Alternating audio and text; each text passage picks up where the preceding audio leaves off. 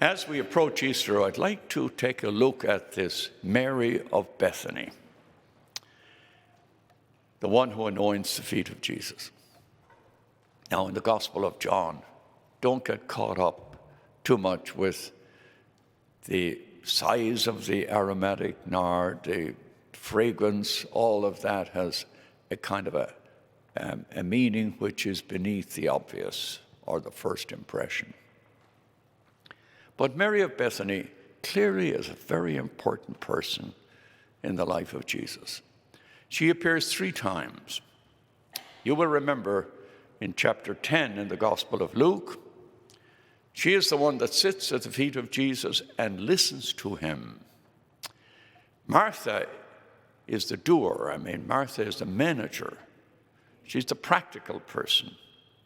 Mary is the sensitive, contemplative one. She sits at the feet of Jesus, and remember, Martha says, "Tell my sister to help me." Jesus says she has chosen the better part. It shall not be taken from her. We have no idea what Jesus said. That's not important. That's not the teaching.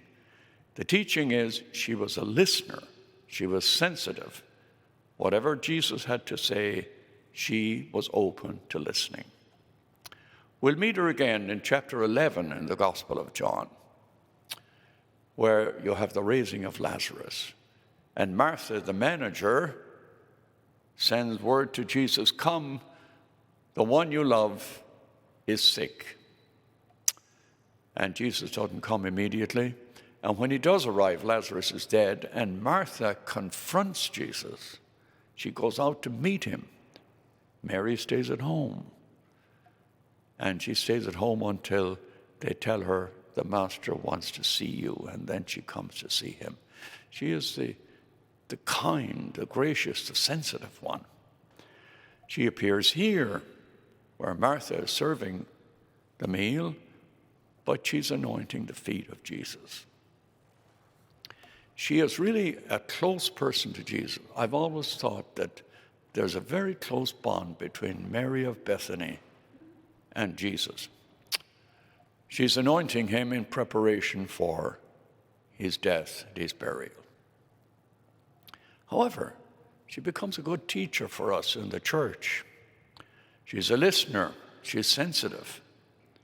And in many ways, since the Gospels were written by men and for men, we have a great need to interpret the Gospels from a feminine perspective, and how there is a great need in the church to develop the feminine side for men in the church, for priests, to develop the feminine side. Not so practical. We're managers. We're in charge. We make decisions. We tell people, you fit and you don't fit. We tend to be legalistic people. That's the temptation in the male dominance.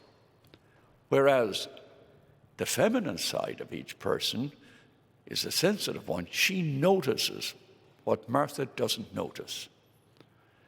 She has this connection with Jesus where she sees his need.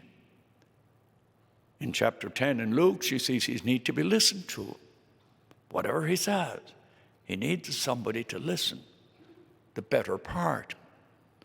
And here she is the one that sees that Jesus needs to be consoled as he approaches his death. So he anoints his feet.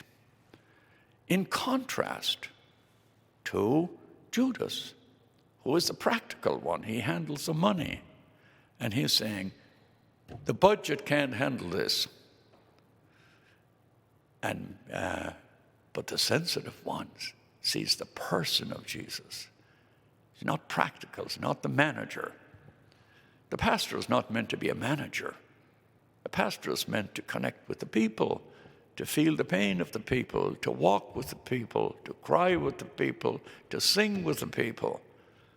That's the pastor. So we, in many ways, in the American church especially, maybe everywhere, we have redesigned the pastor and made the pastor the manager, the financial person, the person. And if you go back into the Gospels here, you'll find that the one who is closest in discipleship to Jesus Christ is the one who has developed a feminine side. Now, this will appear. Peter is a manager. He's in charge of everything. He's a controlling person until he collapses, denies Jesus. And then it says, now he realizes that he is a broken human being. He's weak, and he goes out and he weeps bitterly. So the Gospels tell us. The others, they're fearful, they're confused, and in due time they'll be called into a relationship which is sensitive and belonging. That's true discipleship. Discipleship is not defined by laws. Discipleship is defined by relationship with Jesus Christ. That's the witness. That's our witness. Our witness is our relationship with Jesus Christ. It's not the laws and the canons. That's all secondary. That's the teaching of Mary of Bethany. It's good teaching for us to carry into the Easter. We'll have lots and lots of people showing up here at Easter. And they don't come during the year. Maybe they don't think they fit. But listen to Mary of Bethany. They all belong. We pause now for a moment of prayer.